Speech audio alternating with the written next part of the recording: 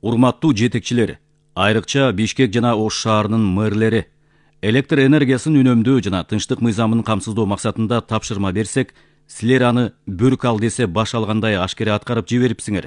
Биз элдин тынчтыгын бузуп, спирт ичимдиктерин ичип алып ызы чуу салгандары чогулган түнкү клубдарды, ошондой эле түн бир окумга чейин созулуп, 200дөн 800гө чейин киши чогулган тойканаларды иреттеп, мыйзамдын чегинде көзөмөлдөөнү тапшырганбыз. Ал эми силер болсо тамактануучу кафелерди, KFC сыяктуу тез татым жайларында жаап, тынч отурган элди кубалап чыгарууга чейин барыпсыңар. Рейд маалында бизнес ээлерине орой мамиле жасап, жарыгын өчүрүп, суусун токтотууга тапшырма берипсиңер.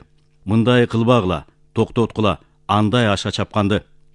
Электр энергиясын үнөмдөөнү биринчи кезекте эмне мамлекет төлөйт да деген кайдыгер жетекчилерди түнү бою жарыгын күйгүзүп таштап кеткен мамлекеттик ишканалардын имараттарын катуу көзөмөлдөгүлө. Ал эми тынч иштеп жаткан кичи жайларга барып, алардын тынчын алчу болбогула. Тоо аралап агып жаткан сууларыбыз, дарыяларыбыз эми натыйжалуу пайдаланылып, мамлекетибиздин, элибиздин кызыкчылыгы үчүн иштей баштады.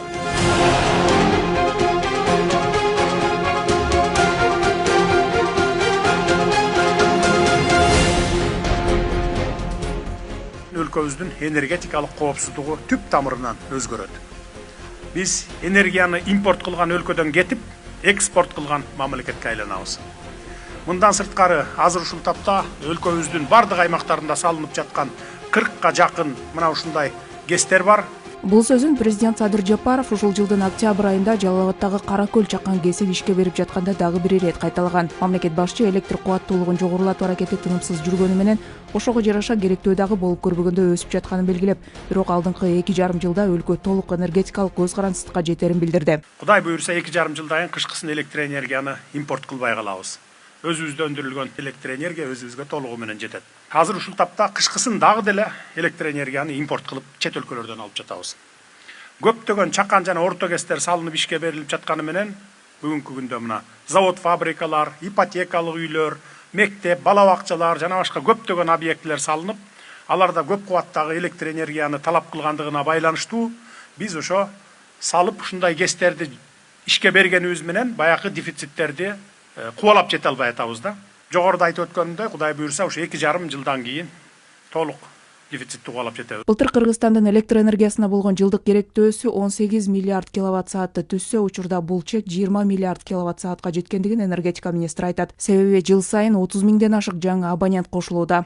30-тан 33 миңге чейин жаңы абонент кошулду бизде. Жаңы абоненттер кошулду. Эгерде 3400 мегаватт бизде кубаттуулук болсо, Кыргыз мамлекетинде генерация, биз 2600 мегаваттка чыксылоо берип бүгүнкү күндө кошуп атабыз. Көрүп атпайсыңар, анын баары кайдан келип атат? Эгерде 2014-жылы мындайча айтканда электр энергиянын колдонуусу 14 миллиарддын тегерегинде болсо, мисалы үчүн, бүгүнкү күндө 20 миллиардка кетти.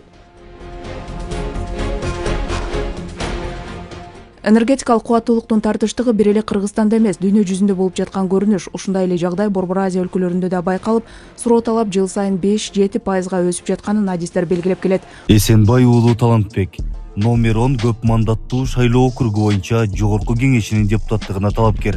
Бюллетенде 2-катарда добуш бериңиз.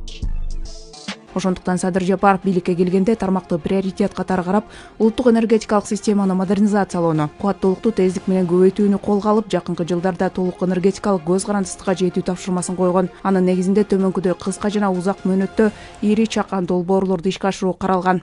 2024-жылы ишке киргизилген ГЭСтер: Баласаруу ГЭСи 25 мегаватт, Талас облусу; Ысык Ата 1 ГЭСи 2 мегаватт, Чүй облусу; Көк Арт ГЭСи 6,7 мегаватт, Жалал Абад облусу; Кайнама ГЭСи 9,6 мегаватт, Жалал Абад облусу; Исфайрам 1 ГЭСи 2 мегаватт, Баткен облусу; Курактектер 1 ГЭСи 0,6 мегаватт, Ош облусу; Арашан ГЭСи 2,4 мегаватт, Ысык Көл облусу; Белес ГЭСи 0,54 мегаватт, Баткен облусу. Жалпы кубаттуулук 48,84 мегаватты түздү.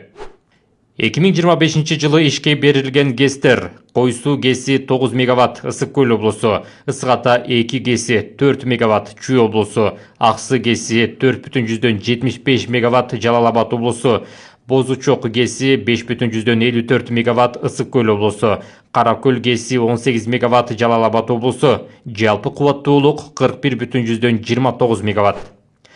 Мурдагы ири ГЭСтерди жаңылоодон кошулган кубаттуулук: Токтогул ГЭСинин 4 агрегатын толук жаңыртууда 240 мегаватт кошулду. Бул жаңы ГЭС курган менен барабар. Үч Коргон ГЭСин реконструкциялоодон 9 мегаватт кошулду. Толук бүткөндө 36 мегаватт кошумча кубат берилет.